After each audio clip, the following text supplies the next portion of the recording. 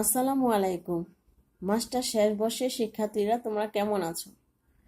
আশা করি সবাই ভালো এবং নিরাপদে রয়েছে। সবাই যার যার অবস্থানে থেকে ভালোভাবে পড়াশোনা করছো এবং সবাই স্বাস্থ্যবিধি মেনে বাসায় অবস্থান করছো। ঢাকা কলেজের ভূগোল ও পরিবেশ বিভাগের অনলাইন ক্লাসে তোমাদের স্বাগতম।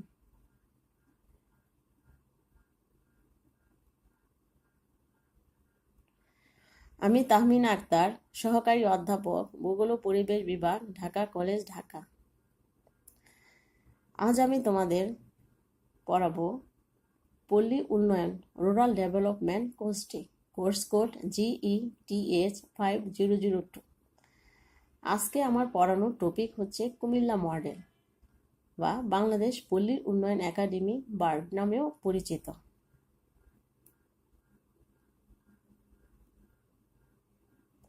ক্লাস শুরু করার পূর্বে আমরা জেনে নেই আজকে আমরা কি কি বিষয় সম্পর্কে জানতে পারবো।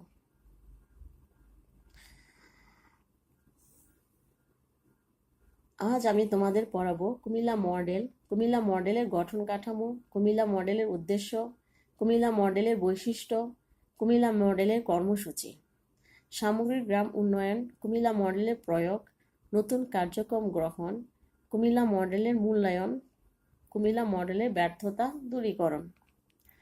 তাহলে শুরু করা যাক। শুরুতে কুমিল্লা মডেল সম্পর্কে আমরা একটু জেনে নেই। বাংলাদেশ গ্রাম উন্নয়নের অগ্রদূত ডক্টর আক্তার হামিদ খান 27 মে 1959 সালে গ্রাম উন্নয়নের কাজে হাত দেন এবং কুমিল্লায় বাংলাদেশ পল্লী উন্নয়ন academy bird, Bangladesh academy for rural development bird প্রতিষ্ঠা করেন, যা কুমিল্লা গ্রাম উন্নয়ন মডেল বা কুমিল্লা মডেল বা কুমিল্লা দৃষ্টিভঙ্গি, কুমিল্লা অ্যাপ্রোচ নামে পরিচিত।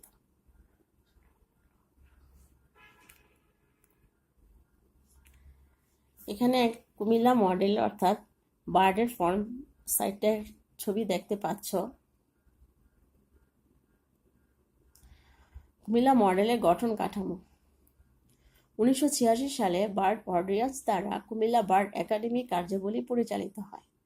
21 সদস্য বিশিষ্ট বোর্ড অব গভর্নেন্স দ্বারা বার্ডের কার্যাবলী পরিচালিত হয়। স্থানীয় সরকার মন্ত্রী, গ্রাম উন্নয়ন ও সমবায় মন্ত্রণালয়ের দায়িত্বপ্রাপ্ত মন্ত্রী বোর্ডের চেয়ারম্যান। একাডেমির মহাপরিচালক প্রধান নির্বাহী কর্মকর্তা। এ কাজে সাহায্য করেন একজন অতিরিক্ত মহাপরিচালক, 9 জন পরিচালক, 53 জন ফ্যাকাল্টি সদস্য।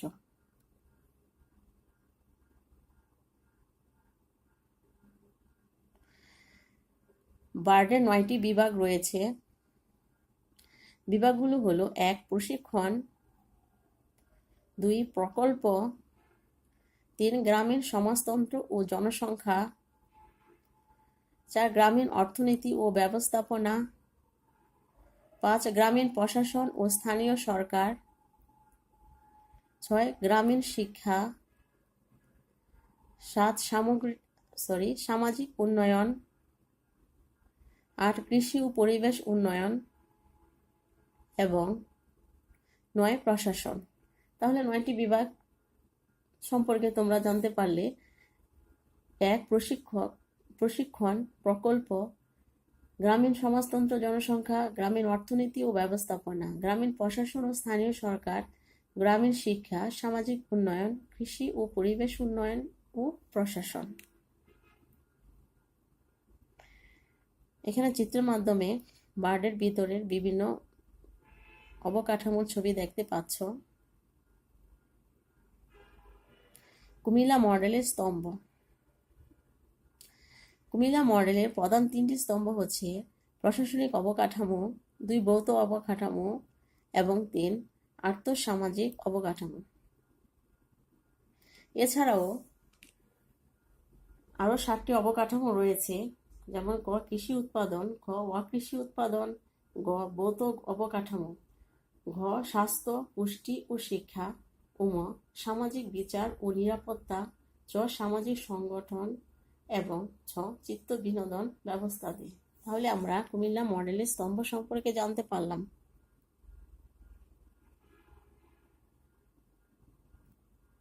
কুমিল্লা মডেলের উদ্দেশ্য। কুমিল্লা মডেলের কিছু উদ্দেশ্য রয়েছে, সেগুলো আমরা এখন দেখি কি কি উদ্দেশ্য কুমিল্লা মডেলের রয়েছে। বাংলাদেশের পল্লী উন্নয়ন একাডেমি বার্ডের উদ্দেশ্য 10টি। উদ্দেশ্য: 1 হচ্ছে গ্রামবাসীদের নিজস্ব প্রচেষ্টায় স্থানীয় সম্পদের সদ্ব্যবহার। 2 গণতান্ত্রিক মূল্যবোধ ও স্থানীয় নেতৃত্বের বিকাশে সহায়তা দান। 3 স্থানীয় উদ্যোগ ও প্রচেষ্টাকে কার্যকর করার জন্য অন্যান্য গঠন করা সংস্কার কাজের কৌশলগত প্রশিক্ষণ ব্যবস্থা। 4 গ্রাম উন্নয়ন কাজে গ্রামবাসীদের আগ্রহ সৃষ্টি ও অংশীদার করা। 5 গ্রামীণ জনগণকে স্বাবলম্বী করা।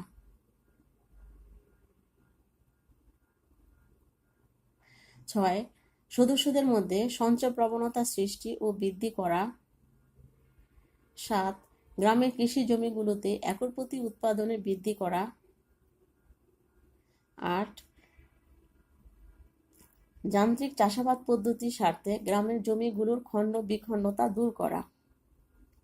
9 স্বল্প সুদে ঋণ দেবার লক্ষ্যে তহবিল গঠন করে মহাজনদের অত্যাচার থেকে গ্রামবাসীদের রক্ষা করা। এবং 10 যৌথ উৎপাদন পরিকল্পনা গ্রহণ এবং তার সুষ্ঠু বাস্তবায়নের জন্য সমবায় পদ্ধতি গ্রহণ করা। তাহলে আমরা কুমিল্লা মডেলে 10টি উদ্দেশ্য সম্পর্কে জানতে পারলাম। কুমিল্লা মডেলের বৈশিষ্ট্য। কুমিল্লা মডেলের কিছু বৈশিষ্ট্য রয়েছে, সেগুলো আমরা এখন দেখি। 1 স্তর বিশিষ্ট সমবায় ব্যবস্থা। 2 যৌথ পরিকল্পনা। 3 সাপ্তাহিক বৈঠক। 4 কৃষি উপকরণ সরবরাহ। 5 কৃষি উৎপাদনমুখিতা। 6 বিভিন্ন কাজের তদারকি। 7 মূলধন সংগ্রহ। 8 কৃষি সম্প্রসারণ। 9 কৃষকদের শিক্ষা ও প্রশিক্ষণ। 10 কৃষকদের ঋণ প্রদান। 11 গ্রামীণ এলাকায় নেতৃত্বের বিকাশ। 12 গ্রামীণ এলাকায় গণতন্ত্রের বিকাশ। তাহলে তোমরা 12টি বৈশিষ্ট্য আমরা এখানে দেখতে পাচ্ছি। এরপর হচ্ছে কুমিল্লা মডেলের কর্মসূচি। আমরা এখন কুমিল্লা মডেলের কর্মসূচি সম্পর্কে জানব। 5টি প্রধান কার্যক্রম নিয়ে কুমিল্লা মডেলের কর্মসূচি শুরু হয়। তাহলে এখন দেখে নিই 5টি কর্মসূচি কি কি। 1 দ্বিস্তর বিশিষ্ট সমবায় ব্যবস্থা। 2 থানা পর্যায়ে কেন্দ্রীয় সমবায় সমিতি। 3 থানা প্রশিক্ষণ ও উন্নয়ন কেন্দ্র। 4 গ্রামে পূর্ত কার্যক্রম। 5 থানা সেচ কার্যক্রম। তাহলে এই 5টি কর্মসূচি সম্পর্কে আমি এখন বিস্তারিতভাবে একটু আলোচনা করি।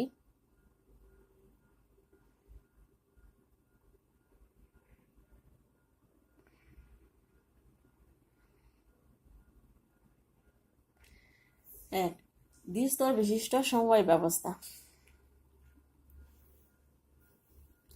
কুমিল্লা মডেলের কার্যক্রমের প্রাতিষ্ঠানিক কাঠামো দ্বিস্তর বিশিষ্ট।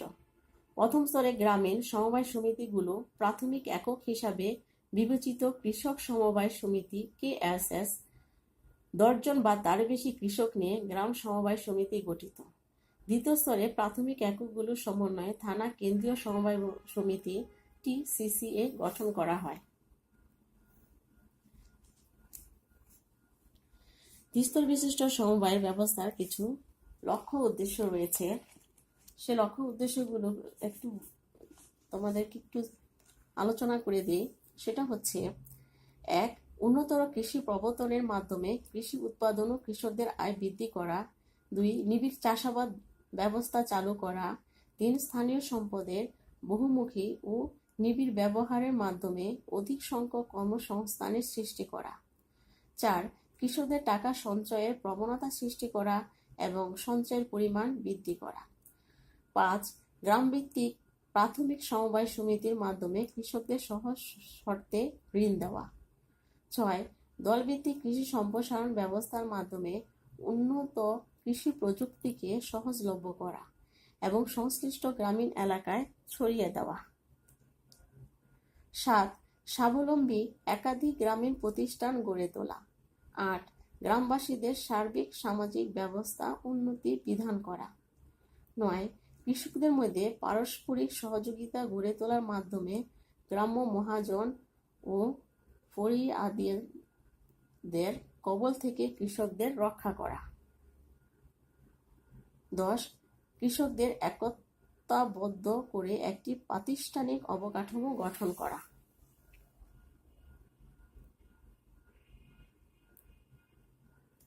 2.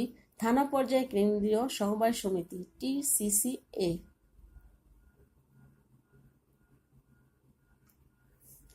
10 বা তারই বেশি গ্রামীণ কৃষক সমবায় সমিতির সমন্বয়ে KS থানা পর্যায়ে কেন্দ্রীয় সমবায় সমিতি TCCA গঠিত হবে এবং থানা সদরে এই সমিতির কার্যালয় স্থাপিত হবে।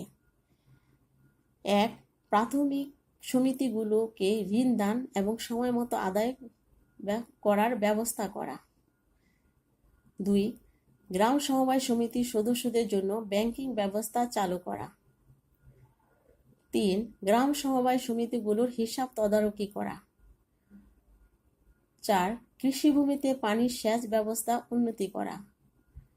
5. প্রাথমিক সমিতিগুলোর উৎপাদিত ফসলের গুদামজাতকরণ। 6. কৃষকের উৎপাদিত ফসলের ন্যায্য মূল্য নিশ্চিত করা। 7. কৃষি ও কুটির শিল্পের উপকরণগুলো সরবরাহ করা।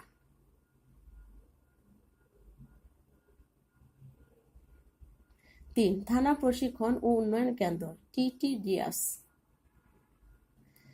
কুমিল্লা অবস্থিত বাংলাদেশ পল্লী উন্নয়ন একাডেমি বা Bangladesh academy for rural development এ প্রতিষ্ঠানে গ্রাম পর্যায়ে প্রাথমিক সমিতিগুলোর ম্যানেজাররা থানা সদরে এসে সাপ্তাহিক প্রশিক্ষণ ক্লাসে যোগদান করেন, আধুনিক কৃষি ব্যবস্থা সম্পর্কে জ্ঞান লাভ করেন। আবার এই জ্ঞান প্রাথমিক সমিতিগুলোর সাপ্তাহিক সবার সাধারণ কৃষক সদস্যদের সাথে আলোচনার মাধ্যমে তাদেরকে শিক্ষা দেন। বিভিন্ন সরকারি প্রতিষ্ঠানের বিশেষজ্ঞরা থানা প্রশিক্ষণ কেন্দ্রের ক্লাসগুলোতে বক্তৃতা দেন।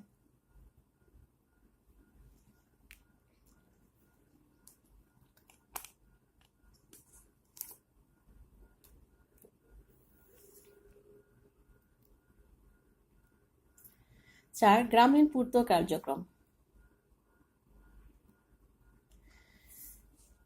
গ্রাম অঞ্চলে টেকসই যোগাযোগের অবকাঠামো গড়ে তোলার জন্য কুমিল্লা মডেল গ্রামীণ পূর্ত অবকাঠামো উন্নয়নের যে কর্মসূচি গ্রহণ করা হয় তার মাধ্যমে শুষ্ক মৌসুমে কাজের বিনিময়ে খাদ্য কর্মসূচির অধীনে গ্রামে রাস্তা তৈরি, উন্নয়ন ও একই সাথে খাল খনন ও বাঁধ নির্মাণের মাধ্যমে বন্যা নিয়ন্ত্রণের ব্যবস্থা করা হয়।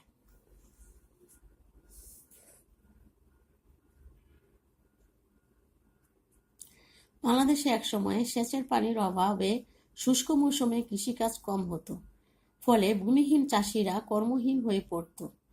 গ্রামীণ পূর্ত কাজগুলো চালু থাকতে সে সময় ভূমিহীন চাষিদের কর্মসংস্থানের সুযোগ সৃষ্টি হয়েছিল।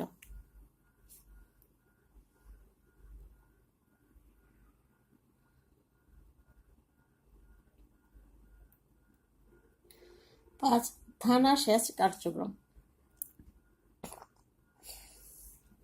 কুমিল্লা মডেল থানা পর্যায়ে সমবায় ভিত্তিক সেচ কার্যক্রম চালু রয়েছে। শুষ্ক মৌসুমে দেশের পানি সম্পদ সঠিকভাবে কাজে লাগিয়ে খাদ্য উৎপাদন বৃদ্ধি করা এই কার্যক্রমের উদ্দেশ্য। 1960-এর দশকে এই কার্যক্রম চালু হবার আগে প্রতি বছর ডিসেম্বর থেকে মে পর্যন্ত 6 মাস পানির অভাবে দেশের কৃষি জমিগুলো পতিত অবস্থায় পড়ে থাকত।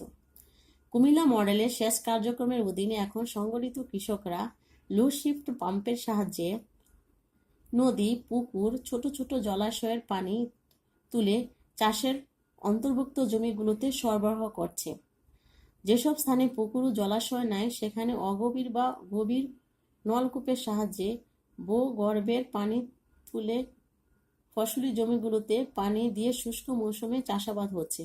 সেচ যন্ত্র ক্রয়ের জন্য দেশের সরকার কেন্দ্রীয় সমবায় সমিতির মাধ্যমে কৃষক সমবায় সমিতিগুলোকে সহায়তা দান করছে। তাহলে আমরা থানা সেচ কার্যক্রম সম্পর্কে অবহিত হলাম। এতক্ষণ আমি 5টি কুমিল্লা মডেলের 5টি কার্যক্রম সম্পর্কে বা 5টি কর্মসূচি সম্পর্কে তোমাদের ধারণা দিলাম। তোমরা নিশ্চয়ই 5টি কার্যক্রম সম্পর্কে বুঝতে পেরেছ।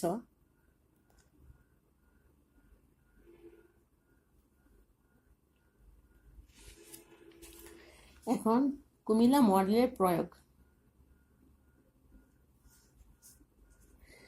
বাংলাদেশ পল্লী উন্নয়ন academy, Bangladesh academy for rural development বা 27 মে 1959 সালে গ্রামে উন্নয়নের কাজে কুমিল্লা কোতোয়ালি থানায় শুরু হয় এবং পরবর্তীতে অন্যান্য থানায় এ কার্যক্রম সম্প্রসারিত হয়। 1960 সালের পর কুমিল্লা ছাড়াও ময়মনসিংহ, রংপুর ও রাজশাহী জেলার প্রতিটিতে একটি করে মোট 3টি থানায় এর কার্যক্রম সম্প্রসারিত হয়। 1970 সালে কুমিল্লা মডেলকে একটি জাতীয় প্রকল্প হিসাবে ঘোষণা করে এর নামকরণ করা হয় সমন্বিত গ্রাম উন্নয়ন পরিকল্পনা IRDB।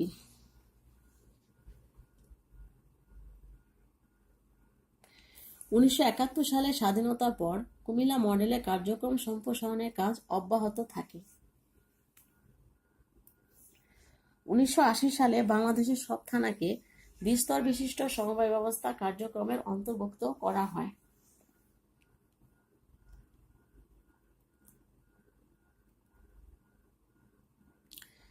কুমিল্লা মডেল নতুন কার্যক্রম গ্রহণ।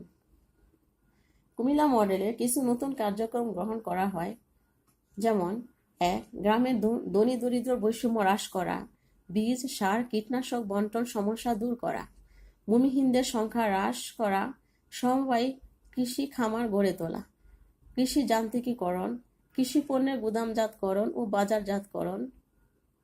7. গ্রামবাসীদের স্বাস্থ্য ও পুষ্টি উন্নয়ন। 8. বয়স্কদের শিক্ষার ব্যবস্থা করা।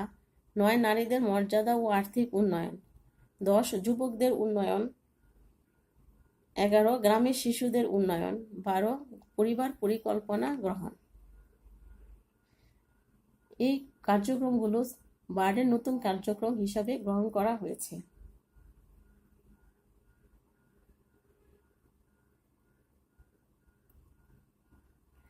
সামগ্রিক গ্রাম উন্নয়ন।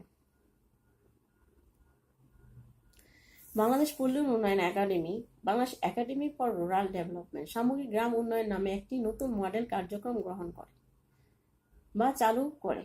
উৎপাদন বৃদ্ধি, কর্মসংস্থান, সামাজিক উন্নয়ন এবং সুযোগ সুবিধা সমবন্টনের জন্য স্থানীয় ভিত্তিতে পরিকল্পনা গ্রহণ ও বাস্তবায়নের প্রাতিষ্ঠানিক কাঠামো গড়ে তোলা সামগ্রিক গ্রাম উন্নয়নের প্রধান লক্ষ্য। 1984 সালে কুমিল্লা, সিলেট, নারায়ণগঞ্জের 40টি গ্রামে পরীক্ষামূলকভাবে এই মডেলটি প্রয়োগ করা হয়।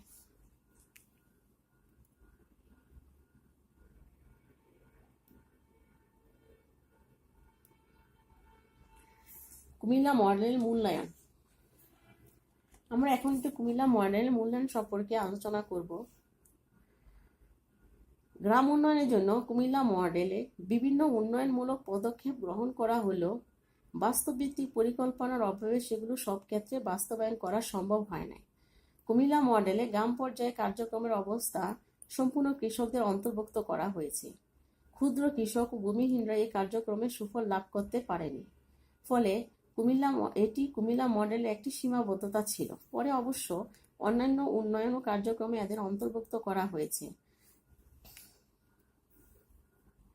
গ্রামীণ দ্বন্দ্ব দলাদলি বিষয়টি বিবেচনা করে কার্যক্রম গ্রহণ করার এই মডেলে সব কার্যক্রম গ্রাম উন্নয়নে সঠিক ভূমিকা পালন করতে পারেনি। কুমিল্লা মডেলে দেশের প্রচলিত ভূমিস্বত্ব ব্যবস্থার কোনো পরিবর্তন আনতে পারেনি। এই মডেলে কৃষি আধুনিকরণ, উন্নত বীজ, সার, কীটনাশক, সেচ ব্যবস্থা কার্যক্রমে কেবলমাত্র ধনী কৃষকরাই উপকৃত হয়েছে। এই কার্যক্রমের ফলে গরিব কৃষকদের ভাগ্য উন্নয়নে কোনো সহায়তা দান করা হয় না। দুর্নীতিবাজ মহলের বিরুদ্ধে সাধারণ গ্রামবাসী সোচ্চার না হওয়ায় সমবায় সদস্যদের দুর্নীতি ও এই মডেলের কার্যক্রম বাস্তবায়নে অন্তরায় সৃষ্টি করেছে। অবশ্য কুমিল্লা মডেলের উন্নয়নমুখী ও কল্যাণমুখী কার্যক্রমগুলো বিভিন্ন ক্ষেত্রে সফলতা এনেছে। এই মডেল পরে গ্রামের দরিদ্র কৃষকদের সমবায়ের মাধ্যমে আনায় তাদের মধ্যে আত্মবিশ্বাস ও শৃঙ্খলাবোধ সৃষ্টি হয়েছে। এই মডেল কৃষিতে বৈজ্ঞানিক চাষাবাদ ব্যবস্থা প্রবর্তন করেছে, বাধ্যতামূলক টাকা সঞ্চয়ের মাধ্যমে গ্রামের দুর্বল অর্থনীতিতে মূলধন সৃষ্টি করেছে। গ্রামে মহিলাদের কারিগরি শিক্ষা, বয়স্ক শিক্ষা, কৃষি বিষয়ক প্রশিক্ষণ, চাষিদের ভাগ্য উন্নয়নে সহায়তা হয়েছে।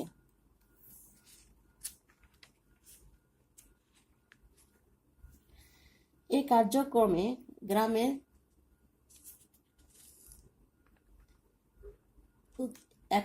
একর প্রতি উৎপাদন বৃদ্ধি পেয়েছে।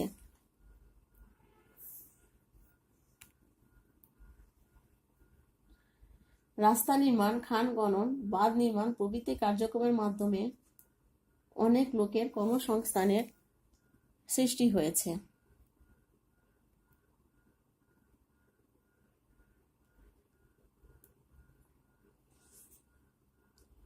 কুমিল্লা মডেলের ব্যর্থতা দূরীকরণ। আমরা এখন কুমিল্লা মডেলের ব্যর্থতা দূরীকরণ সম্পর্কে জানতে পারবো, অর্থাৎ কিভাবে কুমিল্লা মডেলের ব্যর্থতা দূর হয় সে সম্পর্কে একটু আলোচনা করব। কুমিল্লা মডেলের কার্যক্রমে দরিদ্র কৃষক ও ভূমিহীনদের অংশগ্রহণ নিশ্চিত করতে হবে। সমবায় সুবিধাগুলো গ্রামের সবাইকে সমানভাবে ভোগ করতে দিতে হবে। ধনী কৃষকদের তুলনায় ভূমিহীন ও দরিদ্র কৃষকদের সুযোগ সুবিধা দিতে হবে।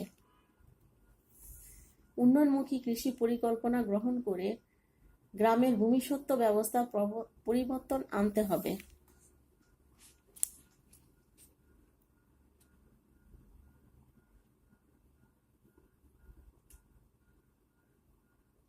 দরিদ্র কৃষকদের প্রয়োজন অনুসারে ঋণ প্রাপ্তির ব্যবস্থা করে তাদেরকে মহাজনের দ্বারস্থ হওয়া থেকে রক্ষা করতে হবে। সমবায় সদস্যদের মধ্য থেকে সব দুর্নীতি দূর করতে হবে। তাহলে আসলে মোটামুটি কুমিল্লা মডেল সম্পর্কে তোমরা বুঝতে পেরেছ এবং জানতে পেরেছ। সবাই ভালোভাবে